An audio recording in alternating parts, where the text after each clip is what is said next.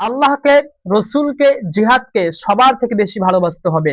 আল্লাহ সুবহানাহু ওয়া তাআলা ৯ নম্বর সূরা ২৪ নম্বর আয়াতের মধ্যে ৮টি জিনিসের কথা বলছেন, যে এগুলো যদি আল্লাহ থেকে, রসুলের থেকে, জিহাদের থেকে তোমাদের কাছে বেশি প্রিয় হয়, পছন্দনীয় হয়, তাহলে আল্লাহর চূড়ান্ত ফয়সালা, আল্লাহর আযাব না আসা পর্যন্ত তোমরা অপেক্ষা করো।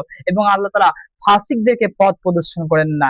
অর্থাৎ পৃথিবীর সবকিছু থেকে আল্লাহকে বেশি ভালোবাসতে হবে, রসুলকে বেশি ভালোবাসতে হবে এবং জিহাদকে বেশি ভালোবাসতে হবে। যদি আল্লাহকে, রসুলকে এবং জিহাদকে আমরা সবার থেকে ভালোবাসতে না পারি, তাহলে আল্লাহ বলছেন আল্লাহ চূড়ান্ত ফয়সালা, আল্লাহর আযাব না আসা পর্যন্ত তোমরা অপেক্ষা করো। আর আল্লাহ তাআলা বলছেন ফাসিক, আল্লাহু লা ইয়াহদিল কওমাল ফাসিকিন, আল্লাহ এদেরকে ফাসিক বলছেন, যে ফাসিকদেরকে আল্লাহ সুবহানাহু ওয়া তাআলা কি করেন না, পথ প্রদর্শন করেন না।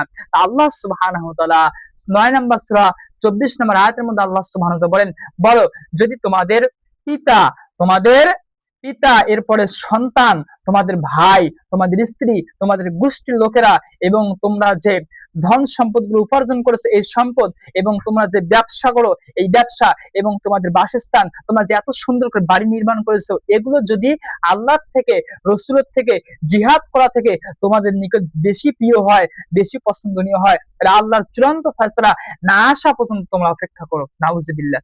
তাহলে আল্লাহ সুবহানাহু ওয়া তাআলা প্রথমে পিতার কথা বলছেন, যদি তোমাদের পিতা আল্লাহ থেকে, রসুলের থেকে, জিহাদ থেকে বেশি পছন্দ হয়, তোমাদের পিতা, তোমাদের পুত্র, তোমাদের সন্তান এবং তোমাদের ভাইয়েরা এবং তোমাদের স্ত্রী এবং তোমাদের গোষ্ঠীর লোকেরা যদি আল্লাহ থেকে, রসুলের থেকে, জিহাদের থেকে বেশি পছন্দনীয় হয়, তাহলে আল্লাহর চূড়ান্ত ফয়সালা না আসা পর্যন্ত তোমরা অপেক্ষা করো।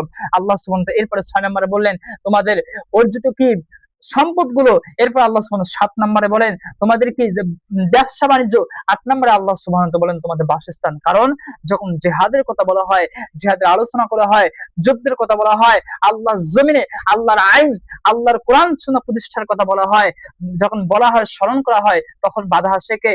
আমার পিতার কি হবে, আমার স্ত্রী কি হবে, আমার সন্তানের কি হবে, আমার ভাইয়ের কি হবে, আমার পরিবারের কি হবে, আমার এত সুন্দর বাড়ি, আমার এত সুন্দর ব্যবসা, আমার এত সুন্দর স্ত্রী, নারী, এগুলো কি হবে? আমি যে এত কষ্ট করে এত ব্যবসা একটা দাঁড় করাইছি, এত সুন্দর করে বাড়ি করেছি, আমার এতটুকু ধন সম্পদ, আমি যদি জিহাদে মারা যাই আমার কি হবে? আমার সন্তানটা এতিম হয়ে যাবে, আমার স্ত্রী বিধবা হয়ে যাবে, হয়তো আমার পিতামাতার কি হবে, আমার ভাইদের কি হবে? যখন জিহাদের কথা বলা হয়, আল্লাহর জমিনে দিন কায়েমের কথা বলা হয়, আল্লাহর কোরআন সুন্নাহ প্রতিষ্ঠার কথা বলা হয়, তখন এই চিন্তাগুলো মাথার মধ্যে আসে, অন্তরের মধ্যে এই চিন্তাগুলো মাথার মধ্যে ঘুরপাক করতে থাকে। আল্লাহ সুবহানাহু ওয়া তাআলা এর জন্য বললেন, যদি আল্লাহ থেকে, রসুলের থেকে এবং জিহাদের থেকে এগুলো তোমাদের কাছে বেশি প্রিয় হয়, পছন্দনীয় হয়, তাহলে আল্লাহর আযাব না আসা পর্যন্ত তোমরা কি করো? চূড়ান্ত ফয়সালা না আসা পর্যন্ত অপেক্ষা করো। এজন্য নিজের পিতা, পুত্র, স্ত্রী, সন্তান, ভাই, আহাল পরিবার, নিজের বাড়ি, ব্যবসা বাণিজ্য, উপার্জন, সম্পদ, সবকিছু থেকে আল্লাহকে, রসুলকে এবং জিহাদকে সবার থেকে বেশি পছন্দনীয় হতে হবে, সব থেকে বেশি ভালোবাসতে হবে। যদি আল্লাহকে, রসুলকে, জিহাদকে এই সবগুলোর থেকে বেশি ভালোবাসতে পারি, তাহলে আমরা কি হতে পারবো? তাহলে হয়তো বা আমরা পরিপূর্ণ সফল কাম হতে পারবো। আর যারা আল্লাহ, রসুল, জিহাদ এগুলোর থেকে, যাদের কাছে নিজের পিতা, মাতা, স্ত্রী, পুত্র, সন্তান, ব্যবসা বাণিজ্য, বাড়ি ঘর, জায়গা জমি, ধন সম্পদ বেশি প্রিয় হবে, বেশি পছন্দনীয় হবে, আল্লাহ বলছেন যে আল্লাহর চূড়ান্ত ফয়সালা আসা পর্যন্ত তোমরা অপেক্ষা করো। আল্লাহু লা ইয়াহদিল কওমাল ফাসিকিন, আল্লাহ ফাসিকদেরকে পথ প্রদর্শন করেন না।